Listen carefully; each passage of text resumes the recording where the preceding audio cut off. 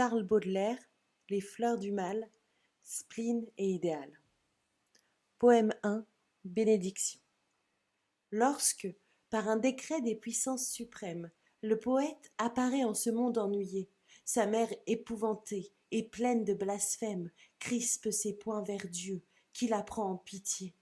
Ah, que n'ai-je mis bas tout un nœud de vipère, plutôt que de nourrir cette dérision. Maudite soit la nuit au plaisir éphémère, où mon être a conçu mon expiation, puisque tu m'as choisi entre toutes les femmes pour être le dégoût de mon triste mari, et que je ne puis pas rejeter dans les flammes, comme un billet d'amour, ce monstre rabougri. Je ferai rejaillir ta haine qui m'accable sur l'instrument maudit de tes méchancetés, et je tordrai si bien cet arbre misérable qu'il ne pourra pousser ses boutons empestés. Elle ravale ainsi l'écume de sa haine, et, ne comprenant pas les desseins éternels, elle-même prépare au fond de la géhenne les bûchers consacrés au crime maternel. Pourtant, sous la tutelle invisible d'un ange, l'enfant déshérité s'enivre de soleil, et dans tout ce qu'il boit, et dans tout ce qu'il mange, retrouve l'ambroisie et le nectar vermeil. Il joue avec le vent, cause avec le nuage, et s'enivre en chantant du chemin de la croix, et l'esprit qui le suit dans son pèlerinage pleure de le voir gai comme un oiseau des bois. Tous ceux qu'il veut aimer l'observent avec crainte, ou bien, s'enhardissant de sa tranquillité, cherchent à qui sera lui tirer une plainte, et font sur lui l'essai de leur férocité. Dans le pain et le vin destinés à sa bouche, il mêle de la cendre avec d'impurs crachats.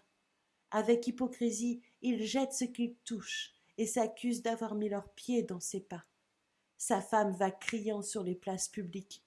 Puisqu'il me trouve assez belle pour m'adorer, je ferai le métier des idoles antiques, et comme elle, je veux me faire redorer, et je me saoulerai de nard, d'encens, de myrrhe, de génuflexion, de viande et de vin, pour savoir si je puis dans un cœur qui m'admire usurper en riant les hommages divins.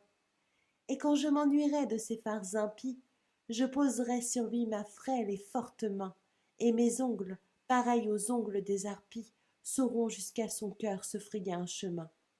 Comme un tout jeune oiseau qui tremble et qui palpite, j'arracherai ce cœur tout rouge de son sein, et, pour rassasier ma bête favorite, je le lui jetterai par terre avec dédain. Vers le ciel, où son œil voit un trône splendide, le poète serein lève ses bras pieux, et les vastes éclairs de son esprit lucide lui dérobent l'aspect des peuples furieux. Soyez béni, mon Dieu, qui donnez la souffrance, comme un divin remède à nos impuretés, et comme la meilleure et la plus pure essence, qui prépare l'effort aux saintes voluptés. Je sais que vous gardez une place au poète, dans les rangs bienheureux des saintes légions, et que vous l'invitez à l'éternelle fête des trônes, des vertus, des dominations. Je sais que la douleur est la noblesse unique, où ne mordront jamais la terre et les enfers, et qu'il faut pour tresser ma couronne mystique imposer tous les temps et tous les univers. Mais les bijoux perdus de l'antique Palmyre, les métaux inconnus, les perles de la mer, par votre main montée, ne pourraient pas suffire à ce beau diadème éblouissant et clair, car il ne sera fait que de pure lumière, puisée au foyer saint des rayons primitifs, et dont les yeux mortels dans leur splendeur entière ne sont que des miroirs obscursifs et plaintifs.